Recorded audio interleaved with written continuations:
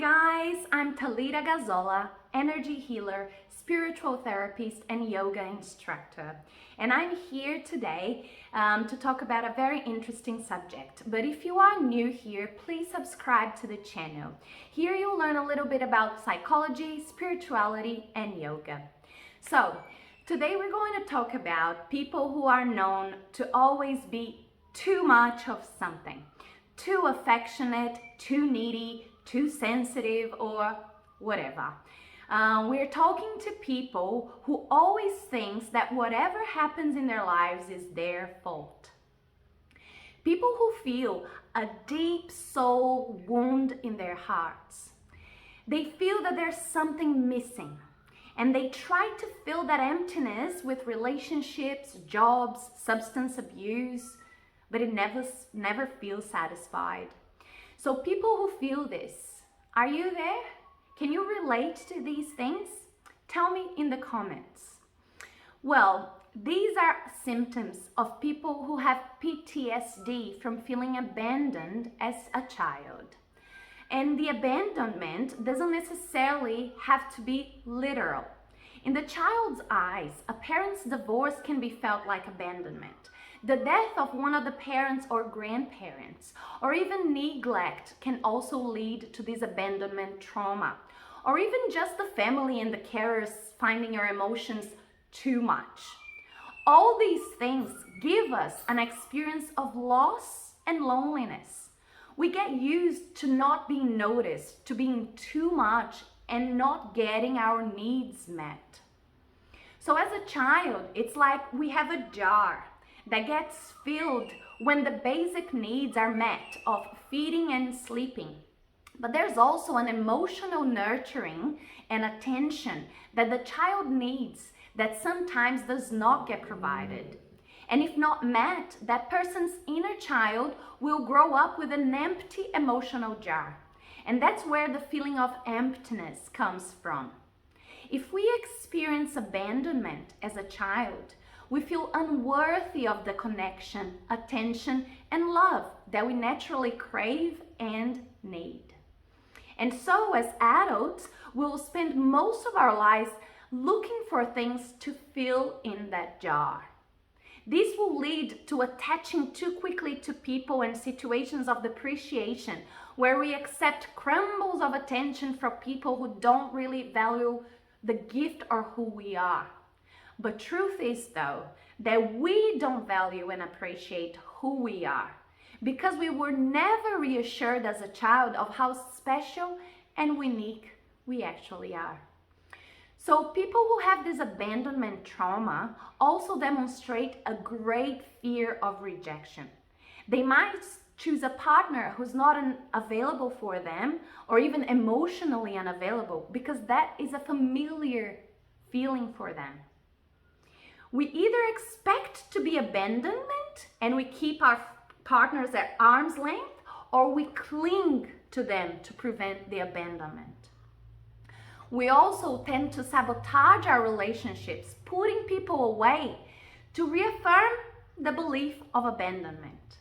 But what ends up happening is we end up alone and re-traumatizing ourselves. Another symptom is that you may have trouble saying no because you don't want to disappoint people and lose them. But in the process of pleasing others, we end up losing ourselves. We lose our personalities and we get lost in other people's universes. In relationships, we might feel so insecure and we appear needy, looking for reassurance from our partner all the time. What we don't notice is that, again, this behavior only pushes the other person away. We get lost in all these insecurities and fear of being left. In order to feel safe and secure, we feel like we need to know what the other person's doing and what time they're going to be back. And all these questions make the other person feel controlled and pressured, and again pushes them away. Other times too, we may stay in relationships for too long for fear of being alone. So if you have related to all these things that I'm saying here, what is the first step? It's understanding it all. During the 60s and 70s, John Bowlby, who's a psychologist and psychoanalyst, recognized the importance of the dynamics between the parents and a child. He found out that the early separation could lead to a maladjustment, and that's how he developed the attachment theory. Bowlby and his colleague James Robertson's research goes against the behavioral theory, which states that children attach to the mother through feeding. Interestingly enough, attachment doesn't need to be reciprocal, and it's possible for one person to be attached to another without it being reciprocated. Bowlby says that attachment is a deep and enduring emotional bond that connects one person to another person across time and space. Bowlby said that attachment is a biological process, and all infants are born with attachment genes, which allows them to discharge what is called social releasers, ensuring that when they cry or cling to an attachment figure or even smile, they get the attention and the care they crave and need. The same attachment gene is present in a parent, and it's that what propels the caregiver to protect and look after a child. Monotropy is a term that means one main attachment figure, the main caregiver. And it's a concept developed by Bowlby alongside his attachment theory. He concluded that if a successful monotropic bond isn't formed for whatever reason, then negative consequences can occur. When we experience trauma as a child and our mother or primary caregiver is not attuned to our needs, that is an attachment trauma. 50% of the population have an insecure attachment. That means that mom wasn't available when the child needed.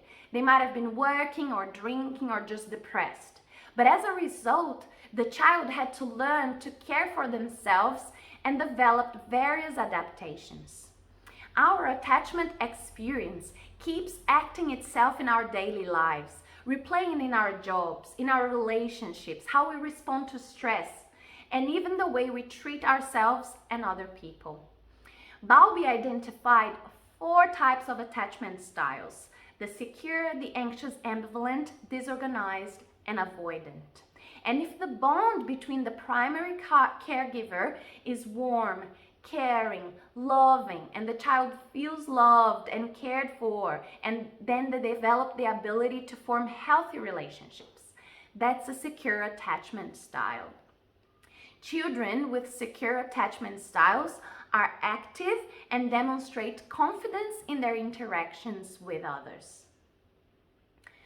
Those who develop a secure attachment style in childhood are likely to carry this healthy way of bonding into adulthood and have no problem in building long-term relationships without fear of abandonment. The avoidment style is high on avoidance and low on anxiety. He's uncomfortable with the closeness and values his independence and freedom, and not worried about partners' availability. They usually say, I'm uncomfortable being close to others. I find it difficult to trust and depend on others and prefer that others do not depend on me. It is very important that I feel independent and self-sufficient. My partner wants me to be more intimate than I am comfortable being. So that's the avoidment style. The anxious attachment is low on avoidance and high on anxiety. He craves the closeness and intimacy and is very insecure about the relationship. Their inordinate need for closeness scares people away. Now, the anxious and avoidant style is high on avoidance but high on anxiety as well. They are uncomfortable with intimacy and worried about the partner's commitment and love. They usually say, I'm uncomfortable getting close to others and I find it difficult to trust and depend on them, but I still worry I will be hurt if I get close to my partner. So if you have not developed a secure attachment style, you will face challenges when in an intimate relationship. The feeling of emptiness, the fear of being abandoned, the trauma of being rejected. People who feel those things can go to substance abuse, for example, to fulfill that emptiness they feel inside. Or they might be looking for a partner to fill their empty jars, or a job, or something else. Another correlation that I want to make here is the fact that the anxiously attached people are known to be hypersensitive.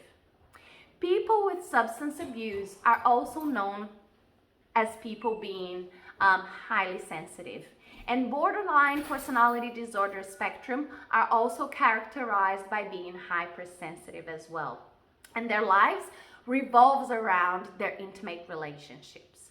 The borderlines can get depressed within a second in front of a frustrating event, especially if it involves being emotionally rejected. So just something that I want to add about the highly sensitive people is that if you're non-highly sensitive, you go into an environment, you get 50 pieces of information. A highly sensitive person goes into an environment and picks up 100 pieces of information.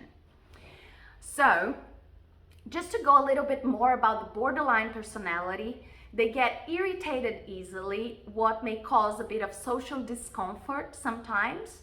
Their life might feel like an emotion roller coaster full of loopings, while the ADHD overload in thoughts, the borderliners overload in feelings.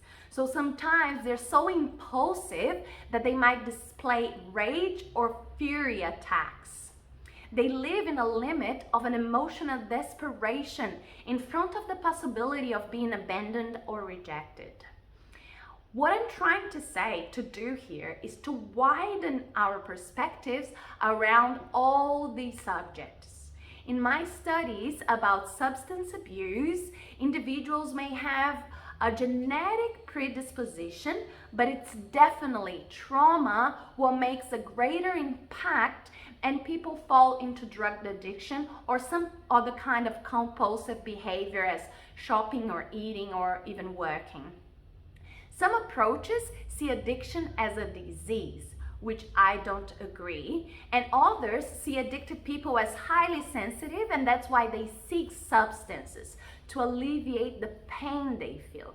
That's why artists who are known to be very sensitive are usually drug addicts as well, and many of them die of overdose. So, okay, people with addictive behavior are highly sensitive, borderline personalities are highly sensitive, people who developed an anxious attachment styles are either too sensitive or avoidant. But my question is, why? Why are those people like that?